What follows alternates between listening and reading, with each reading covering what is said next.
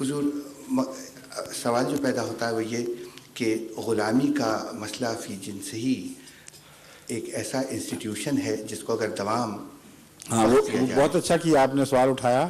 اب سوال یہ ہے کہ غلامی کی انسٹیٹیوشن کی حیثیت کیا ہے. ایک ہے جنگ کی ضرورت اور ایک ہے مستقل طور پر کیا کوئی انسان کسی کو غلام بنا سکتا ہے.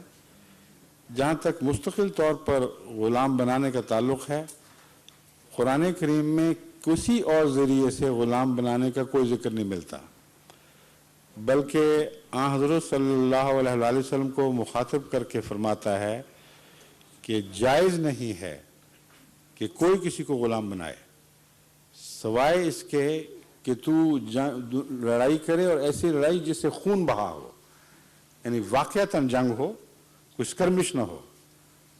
اسکرمشز بھی ہوا کرتی تھیں، مٹ بھیڑ ہو گئی، ادھر ادھر کئی ٹولیوں کے آپس میں لڑائیاں ہوئیں، ان کے نتیجے میں قرآن کے نزدیک غلام بنانا جائز نہیں ہے. یسخنا حتیٰ یسخنا کا لفظ ہے نا، حسنا یسخنا فی الارض، کہ نبی کے لیے جائز نہیں ہے کہ وہ کوئی غلام بنائے کسی ذریعے سے سوائے اس کے کہ حتیٰ یسخنا فی الارض، یہاں تک کہ وہ ایسی لڑائی میں ملوث ہو جس کے نتیجے میں خون بہایا جائے، اور وہ باقاعدہ لڑائی ہے. غلام بنانے کا ایک رستہ رکھا، وہ دفاعی جنگ. ہمارے حوالے سے، اسلام کے حوالے سے اس جنگ کا نام صرف دفاعی ہوتا ہے، مگر جنگ ہے بہرحال. اور اس کے علاوہ غلام آزاد کرنے کے بہت سے رستے کھول دیے.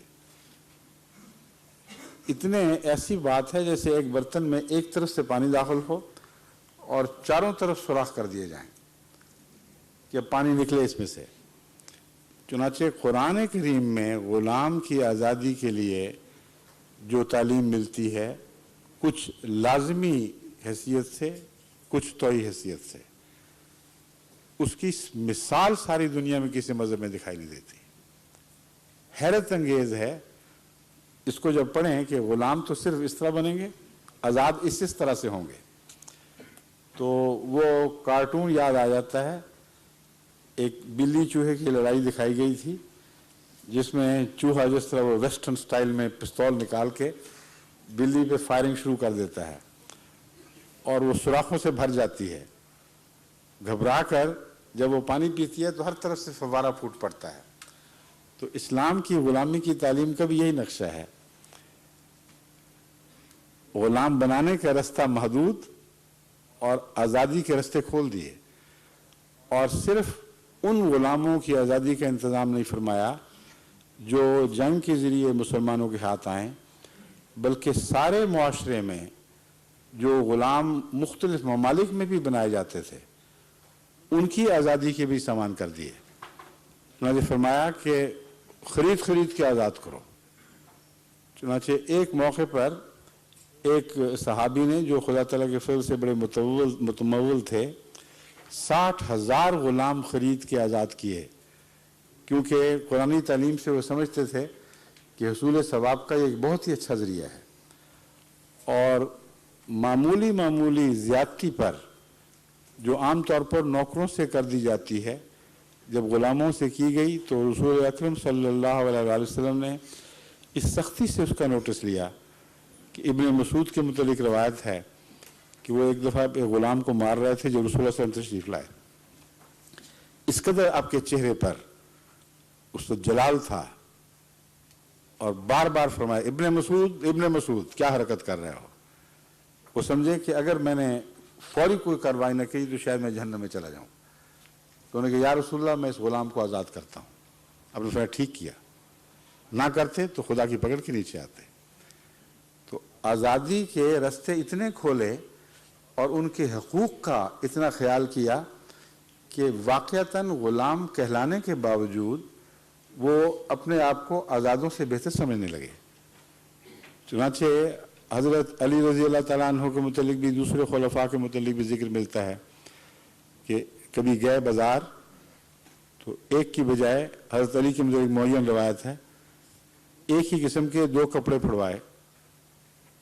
پوچھنے والے نے پوچھا دکاندار نے کہ آپ تو ایک ہی اور رنگ کے بھی کپڑے ہیں एक ही नमूने की क्यों ले रहे हैं? आपने कहा मेरे गुलाम के लिए भी तो चाहिए। उन्होंने कहा कि गुलाम के लिए और किस्म के कपड़े मुहैया हो सकते हैं, लेकिन नहीं, मोहम्मद रसूलुल्लाह ने यही फरमाया है कि जो खुद पहनो वही गुलाम को पहनो, जो खुद खाओ वही गुलाम को खिलाओ। और ये जो नमूना था गुलाम से सलूक का, इसने इस हद तक गुलामों को अपने मालिकों से की मोहब्बत में बांध दिया कि इसका आला नमूना खुद हज़रत रसूलुल्लाह सल्लल्लाहु अलैहि वसल्लम की ज़ात में ज़ाहिर हुआ, जब आपके ग़ुलाम हज़रत ज़ैद की तलाश में, वो भी उस ज़माने में चूँकि रिवाज था, पहले ग़ुलाम बनाए जाते थे। इस्लाम नए ग़ुलाम बनाने की इजाज़त तो नहीं देता, मगर ग़ुलामों को ख़रीदने की इजाज़त देता था। ये फ़र्क है दोनों चीज़ों में। जो ग़ुलाम बनाए जा चुके हैं, अगर आप नहीं ख़रीदेंगे तो दूसरों के पास जाएंगे और ज़्यादा नुकसान पहुँचाएंगे। उनके यहाँ उनको आज़ाद करने का कोई तसव्वुर भी नहीं। यहाँ आज़ाद करने की मुकम्मल तालीम मौजूद है।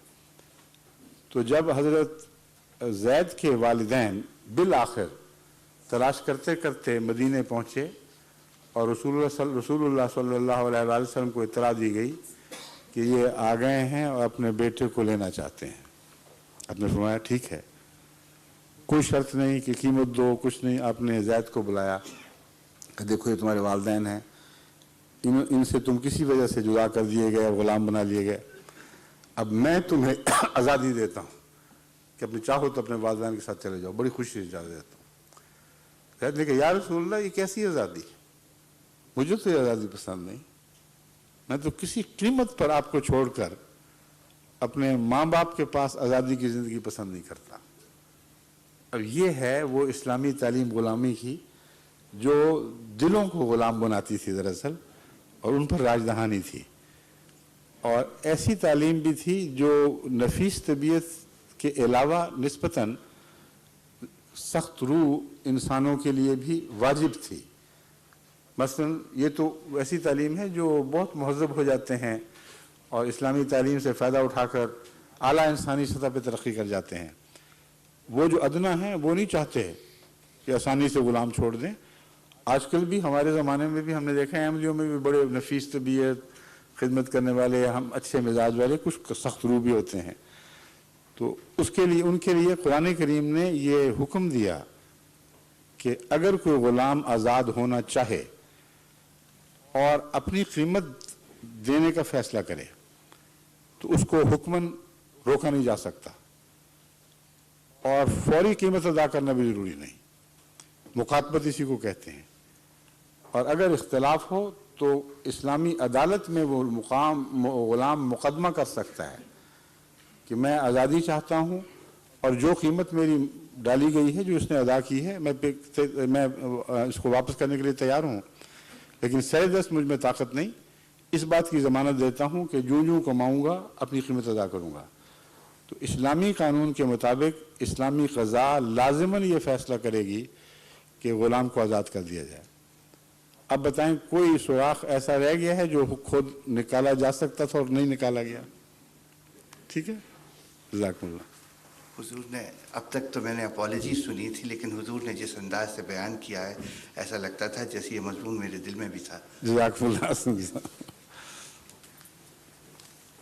मुहम्मद मुहम्मद मुहम्मदुर रसूलुल्लाह।